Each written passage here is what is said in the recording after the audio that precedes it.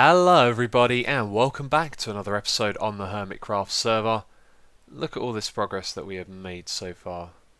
Everything is good. So I've been giving it some thought as to the plan. The plan was to pile through all of this land as fast as we could and get down underground and start building that base. But I've actually had a change of heart. There is something I'm very interested in, and you might be able to hear that noise. And I think what I'm going to do is take my time with doing this. When I say take my time, I mean go a little bit slow, not take forever, but actually turn this into a temporary base, which is what I've been doing. I've been going around and tidying it up a little bit. So we should go inside and have a look at some of the things that I've been doing. Now, I put these chests in the ceiling here so you could access them from above and below, and they cause this kind of glitchiness when you walk over them, which of course it doesn't do when I'm recording, but that's normal. And these are just full of ender pearls, which is quite convenient. So on the way out, if you need some ender pearls, you can just grab them or get them from down below. So down here I've been doing some tidying as well. We got a little visitor over here. How you doing, guy? But I'm sure you all heard that noise a moment ago. We got some friends underneath here. But yeah, I have been tidying up, just reorganising the chests, moving things around. It's a lot cleaner in here because we're going to need a lot of space for what I want to do. So let's go down below this block and have a look what I've got down here. We have some villagers. This guy is hanging out in a minecart and the rest of them have been set up here. Now in a moment it's going to be night and there's going to be a load of zombies coming over here, which is good because that gives me an idea. But recently I've been watching some videos of villager trading in. Doc M was doing it, and I decided to look up Tango Tech and Panda and a couple of other guys who have looked into doing this whole villager trading thing. Now at the moment I'm quite clueless as to what's going on. There's no definitive guide, there's not a tutorial video out there that tells you how to trade with these guys and use the system that they have. So I'm kind of trying to figure things out as I go along, and I still feel fairly clueless, but we're just going to crack on and see what we can do with this. So with villager trading, when it first came out, you could do this paper trade right here and abuse it, and so they nerfed it and they made it so that after you trade with them for a while it then cancels out a trade. But now there's a way you can unlock trades up to I think 26 on one villager, and then when you've got all of those you can trade a couple of trades of one type with them, and then it will lock it for a while, you trade a different one, and then it will open it again. So I get the impression that basically you can, I'd not say abuse it, but you can use it to an extreme extent, but it takes a lot of time and effort, and I think it's been rebalanced to the kind of project that I would be interested in. Now the main reason that I want to do this is to get diamond tools. And that's one of the reasons I was kind of prompted to get on with doing this, is because I've been going through so many picks and shovels lately. It'd be nice to have another way of getting them, because repairing them costs a lot of diamonds as well, and so I want to use these guys right here. So we're going to start trading with them, and I'm going to be watching videos trying to learn as we go along, and it's starting to get a little bit loud now because of all these guys coming over here. So I'm going to be setting up a whole bunch of farms. We're going to have a sugarcane farm so we can get paper. We'll make a chicken farm, an automated one, so we can get some raw chicken. A wheat farm will be fairly simple to do. I'll probably go back and use the nano farm for that. And then this guy, look at this. 4 diamonds for an emerald. I don't think so, so you're probably going to get the kick. But one thing we can't do is attack these villages. We can't kill them ourselves. We have to, I think, kill them through things like drop damage, so it doesn't come back to the player, to keep these guys trading. So I'm going to kind of go into this blindfolded a little bit. I feel like I'm watching those videos and I'm going to tell you what I do as I go along, but I don't really want to try and teach you guys, if you know what I mean, because normally if I do a project and I know about it, I like to sort of pass on the information, and that's something we're not going to be doing. Oh, and there goes that glitch. So let's have a look at this zombie situation. Obviously there's villagers here, so loads of zombies like to crowd around, and normally there is a lot more than this. And as I suspect, if we look off into the distance, we've got one making his way over from over there, and there'll probably be some others around here making their way over there. But one thing I've noticed is that quite a few of them have armour. It seems like each night after I kill a few, more and more come over with armour, and it seemed like it'd be a good idea to make a farm out of that. Now they're just going to walk over here and go to the villagers, so what we could do is build some sort of water trap, collect the zombies, bring them up into the sky, and then drop them down. Now normally when you drop them down you do it for an XP farm, but I was thinking if we do it to kill the regular ones, then the ones that are left over will be the ones that have armour. I think that's correct. I think they survive the full damage because they've got, extra armour to absorb the damage. and so then we can make a like miniature armor farm as well, which I think would be pretty cool. So we're going to focus now on doing, this villager trading project, setting up some farms around the jungle temple and turning this into a temporary base while we work on the outside. Now I'm not going to forget about the project that we have going on around here, so in between doing this stuff I'm going to go out there and make some more progress, digging away the sandstone and building the wasteland biomes in between this project, but it just makes it that bit more fun to have something to do whilst doing all of that as well. So at the moment I think the thing I want to do first of all is get those farms set up for trading with the villagers, maybe make a couple of basic trades and see what happens. And there's the glitch again. And then after that we'll probably build the zombie trap. So I changed my mind. I decided to go with the zombie trap first of all. The reason why is because they kept gathering around outside and making a lot of noise, and these villagers make noise too, so I figured we should take care of that before anything else. But you'll notice there's a few changes around the place, like this room. I've just been doing some tidying up and rearranging while we go along. So anyway, this trap right here, the idea with it is that the zombies will pathfind their way into this room here. Now a while ago the carpet wasn't there, and it works just as well with and without the carpet, it would seem. And so I think this isn't actually blocking their sight into this room, because obviously we can't walk through this and neither can they, but they still try and make their way into this room, so it seems like the carpet works just fine. Now one of the reasons I put that there is because of baby zombies, but let's just have a look at the adult zombies first of all. When they come through here they're going to go over this fence post, which is going to push them up by half a block, and then they're going to be higher than the top of this 2-block gap bit here, so that means they get sucked up into the water up above, and then the water elevator does the rest, takes them all the way up to the top and then drops them down again. Now the same thing happens with the baby zombies. Whether this carpet is there or not, it seems like it works, but it's kind of risky, I need to leave this thing running by its own sometimes, and I don't want to come back and find out that the baby zombie was able to get in here and kill the villagers, so that's why I put the carpet there. Now I think if the baby was to not go upwards into this water here and there was just a roof there, I reckon it would be able to get through that gap, and it might be worth just doing that as an experiment. I could fill in the blocks there and replace it with water after. That is something that I'm going to do. Then I'll be able to find out if the baby can get through this bit here, but I'm going to have to wait till one of them shows up. So anyway, that's why there's that floating carpet there, and it's not actually floating, it's placed on top of the water, which is something that you can do because carpets need a block below them, and I guess it counts flowing water as a block. So anyway, let's go and have a look at the bit up the top. In the middle here I've done some tidying up, and I decided to remove the sandstone block here in the middle and have a glass block there, so you can kind of look out and see what's going on just outside. So that pressure plate is the outside, and then if we go up, which is this bit here, this is where the zombies drop down. Oh, and now I'm glitching through that chest. I'm going to have to move that. That is really annoying. It keeps happening over and over again. So the drop from up there, and I'm not really going to go up there and show this because it's a typical trap, there's nothing special about it. I think it's 26 blocks all the way down to here.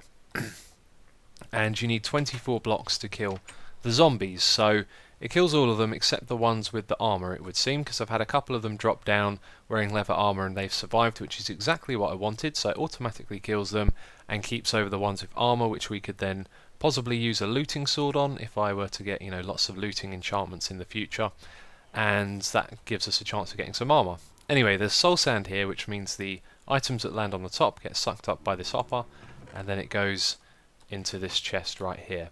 So I don't think there's anything else to comment on. I was watching the clip that I recorded a moment ago back, and I just noticed that my explanation of what I was doing seemed a little bit off, so I thought I'd clarify what I meant. I don't know what I'm doing with this, I'm kind of out of my league here. It's something I don't know about, there's no video to follow, so I'm figuring things out as I go along, and obviously I'm going to be showing you what I'm doing, but what I'm doing isn't an exact science, so if you're going to copy what I do, you might make the same mistakes as I do, which is what I'm saying, but hopefully we will learn some things that I can actually pass on as valuable information. So I've been watching the zombies, and they do some strange things. They like to climb up the side here before they drop down, and there's another one right there. And you can see there's some creepers and skeletons out here. Now if they track me and I'm inside the bottom area, they will also walk into there, so sometimes we get some creepers and skeletons drop down as well. But anyway, what I'm going to do next is build an infinite adult villager spawner, I think is the right term for it, which was designed by Tango Tech, and it's a really cool design. I've watched the tutorial once already. I'm going to watch it again and rebuild it here in the base, and I want to put a link to his video in the description box. If you're interested in this stuff, you're going to need an infinite adult villager breeder, so that you can, bit of a mouthful that one, so that you can continuously get extra villagers, because we're going to have to get rid of some of these, like this guy. I don't want to trade with him. He's just going to be a nightmare, and I'm going to lose all my diamonds. So yeah, go and check out Tango Tech's video if you're interested in building this. So it's all been done now. The villager breeder has been built, and this is the top of it right here. There is a mob evator that brings it up to this spot, and then all of the newly bred villagers will be contained in this corner. Now the next thing to do is to trade with those guys, but we want to put them into trading booths, and I think the way that it works is you want to have a supply of new villagers so you can bring them in, have a look at their trades, and then flush them out if they're no good. So I'm not looking for something permanent. You know, you'd build a proper system if it was a permanent farm. This is only temporary. I'm just having a bit of fun while we work on the project outside there. So what I'm thinking of using is minecarts, because in the past when you'd log out and log back in, or the chunks would unload and load again, the entities in the minecart would get separated, but that doesn't happen anymore. So leaving them in minecarts is a really good way to keep them stationary and yet have control of them as well.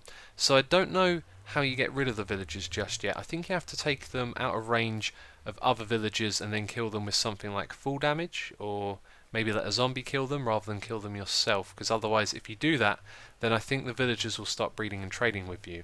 So we could put them over here in little booths where they go in minecarts, and then when we're not happy with their trades we can take them out, and if that's so I can make a long minecart track off into the distance and maybe have an automatic killing system. So that could be a fun little thing to do, but I don't know how it is we have to kill them as of yet. So anyway, down here is the breeder.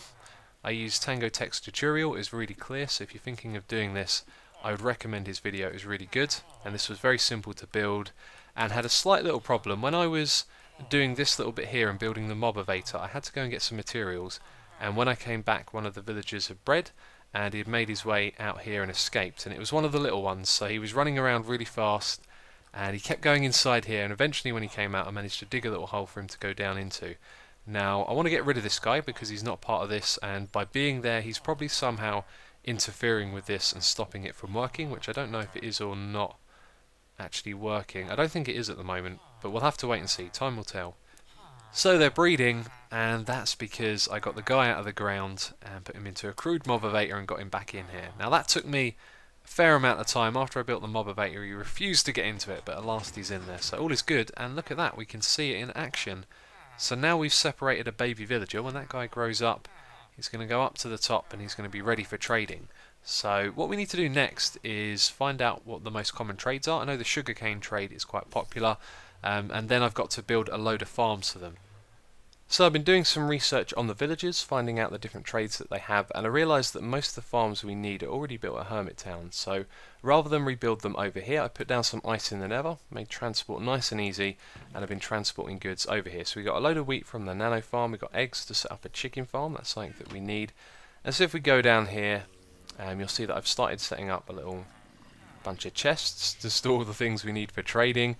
And over here we've got some villagers as well. Now there are different categories of villagers. They all have different trades and different quantities and different rarities. And I was thinking of going through all of those one by one. I've just brought it up on my other screen. Let's have a look at this. There's the butcher, the blacksmith, the farmer, the librarian and the priest. They all have different enchants, and I thought rather than going through all of them, I'd put a link in the description box so you can see that. And a lot of these guys have trades. In fact, it seems like they have more trades for emeralds for something than they do other items for emeralds. Now I think the way it works is we have to unlock trades as we go, so it's quite likely we're going to be using our emeralds to unlock trades, and I'm hoping that overall we will gain emeralds from this rather than lose them, because I don't really want to go around mining for emeralds so I can continue trading with these guys. But our overall goal is to get diamond armor and tools from this, which we get from the blacksmith, which is that guy at the back there. I think he just came up. I think he just got done growing into an adult. Oh no, he's been here a while. That's a terrible trade. 5 diamonds for an emerald. So I'm probably going to wait till we have a blacksmith that doesn't have that trade so we can start unlocking other ones. But let's go through all the different items they need. So you can trade with them raw beef, raw pork chops, coal and gold. They're the trades you can do with the butcher, so you can see I've got chests for those. Then with the farmer you can trade gravel and emeralds for flint. That isn't a great one, but I brought some gravel down here. Then there's raw chicken, which I don't have, so I'm going to make a chicken farm. Then we've got a wheat trade, which I have loads of wheat for. We have one for wool as well. That's a pretty good one because wool is incredibly cheap to get. And then there's one for fish as well. Now that one will probably take quite some time to gather up fish for that trade. So hopefully if we get a farmer, we can get one with some easily farmable trades like the chicken, the wheat and the wool, and then we can get tons of emeralds from that, I do believe.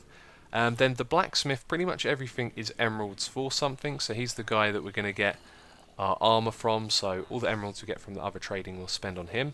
And he also does diamonds for emeralds, iron for emeralds, gold for emeralds and coal for emeralds. Now the iron for emeralds trade, that's not too bad because we got an iron farm, so in fact, you know what, I've probably put the picture of the image I'm looking at on the screen because this is boring just staring at me with a chat while I talk.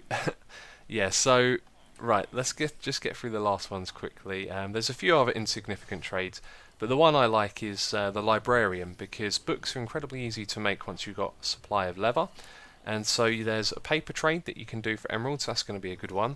There's also a book trade, that's pretty cheap as well because, you know, the paper's extremely easy to get and we've got tons of leather already. And then there's also one where you can trade a book and quill for an emerald. Now we have a squid farm on the server called Sea of King Happy, and if I make that chicken farm, then we'll get feathers from that as well, so that's another good trade right there. So there's a lot to be learnt still, but we've got a good idea of what we're doing. And so I think the thing I should do next is obviously set up that chicken farm.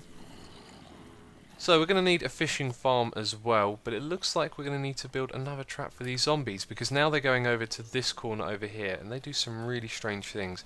You can see they start walking in this direction, then they'll stop and they'll start walking back again. So it's like they almost can't make their mind up as if they want to go to the wall here or if they want to pathfind into the room using the trap that I set up. Now this is because I've moved the zombies, the villagers even, they're now over in that corner where we used to have them along this wall here. So when we start trading with them, they might go back over here and then maybe the villagers will start getting them muddled up. Oh no, the zombies will start coming over this side. But I thought, why don't I set up a little drowning trap over here to sort out this problem for now because it's causing lag issues. And I don't know if when you automatically kill zombies, i.e. you kill them with drowning instead of killing them yourself, if they will drop their armor. So that's something that we're going to find out. Because while I'm building those farms, I'm going to set up a very simple little drowning trap here as well, put a hopper underneath it so we can pick up any drops that they get, and maybe we will get some armor from that, but we'll find out in a moment. Well, it's taken me a lot of time to get things done, and I've just found this. There are a load of zombies in the caves. Now I only saw it because a zombie glitched through the wall here, but I've been down trying to fix this because they have stopped breeding again. And it almost looks like there's only 2 of them there. Yep, and you're nodding. Which is really worrying because what's happened to them then? They've disappeared. It could be something to do with those zombies. Maybe they glitched through and somehow attacked them. But there is another guy down here. Anyway, I don't know how it got down here, but there's another villager behind this wall, so that stopped them from breeding. And so I decided that what I would do is put in a mob evator that I'm going to hide underneath the floor at the top. So if ever I have this problem, there's always a mob evator on hand to get them out of there, which is pretty good thinking. But now I've got all of these zombies in the caves, which is really annoying because I haven't lit up any of the caves in this area. That was something that I was waiting to do. Now I think I can break this block and I'm still higher than them. There we go, they can't escape. So let's have a quick look in these caves and see how many of them there are.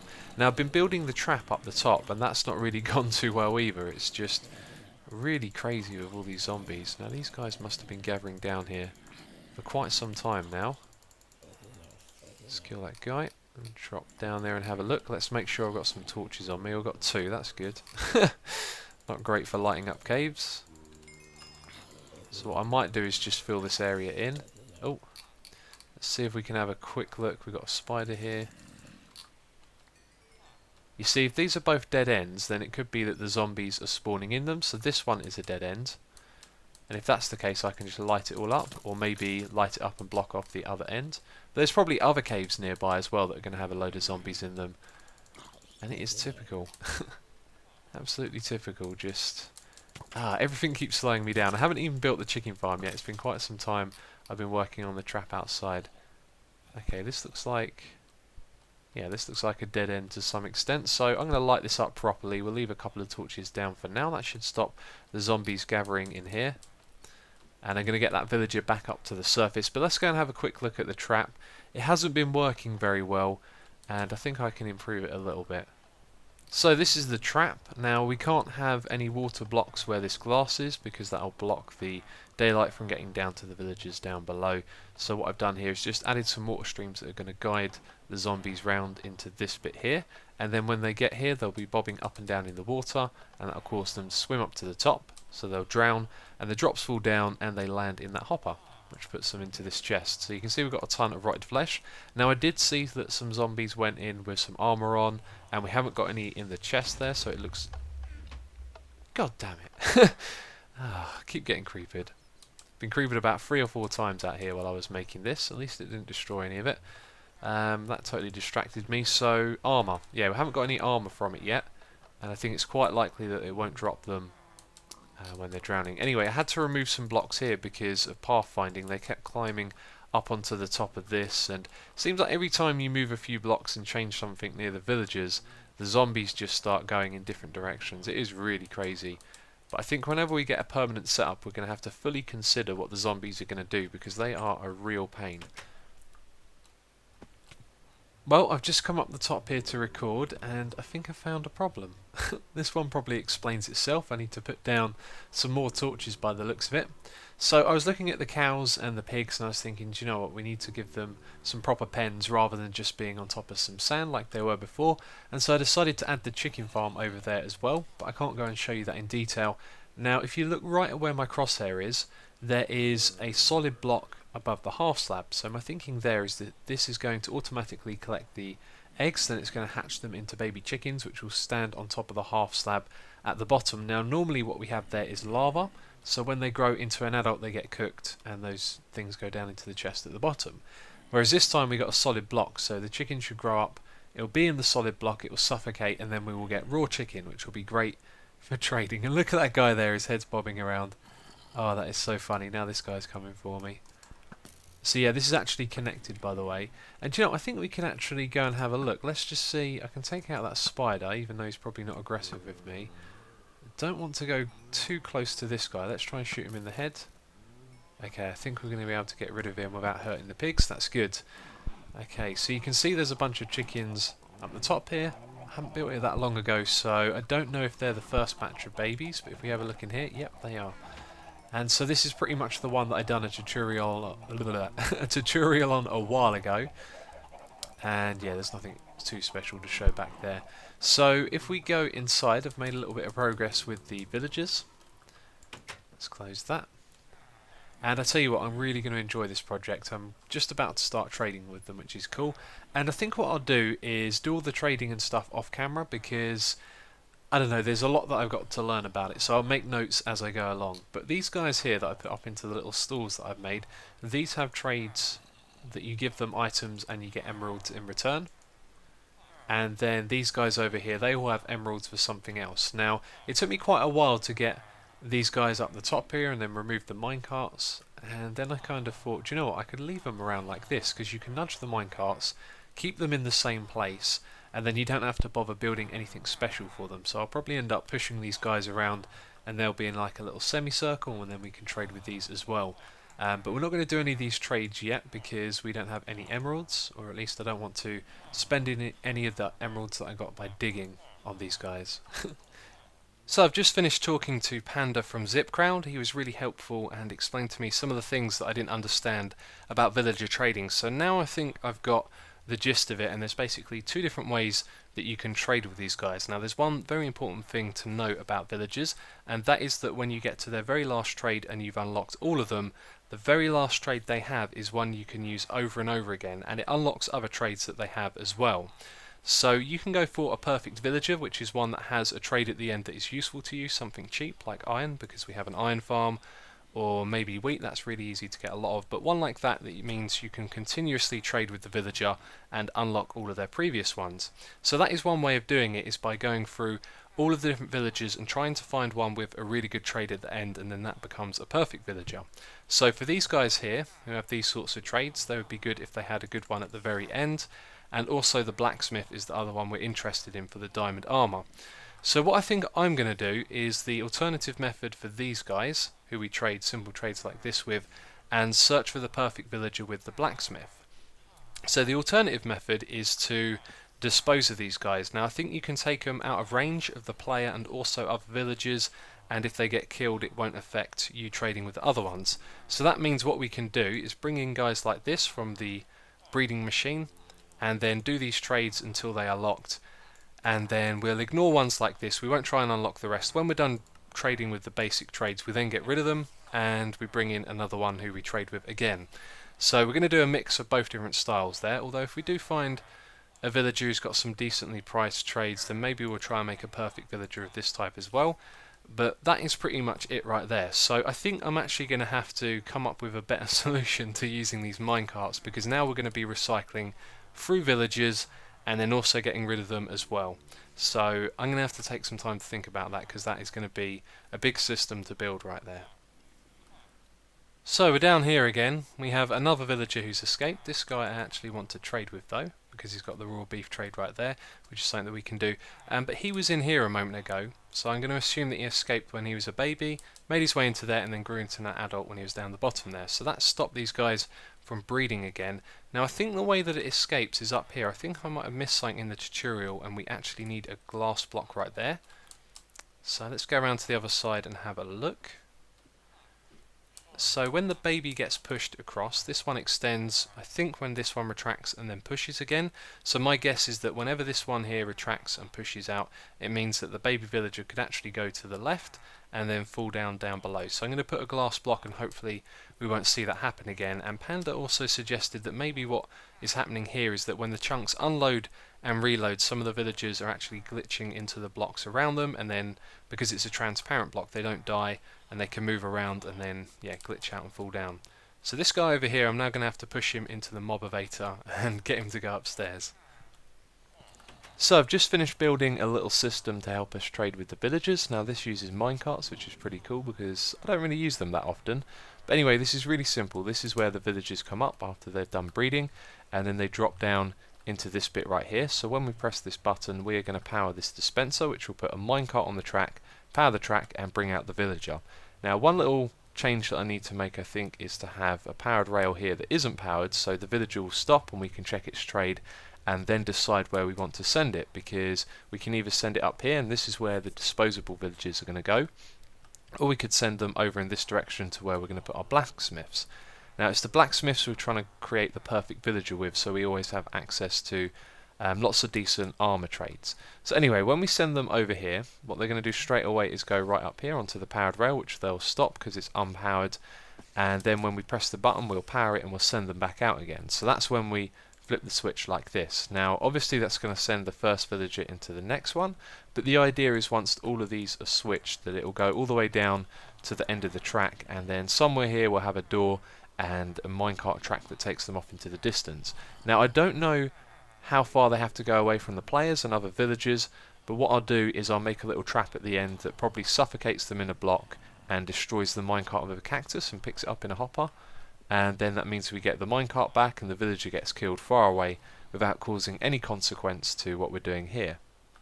So there's one problem with this, and it's only because I'm trying to do this and save a little bit of space because we don't have a lot of room down here, that these are, one block in between each one, which means we have to put the button here to power it.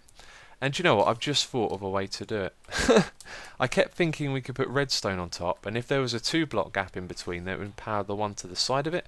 But what we can actually do, let's just turn those into buttons, is we could put it on the side like this, and then you just power the one. And that's what I'm going to do. So I'm going to make that modification.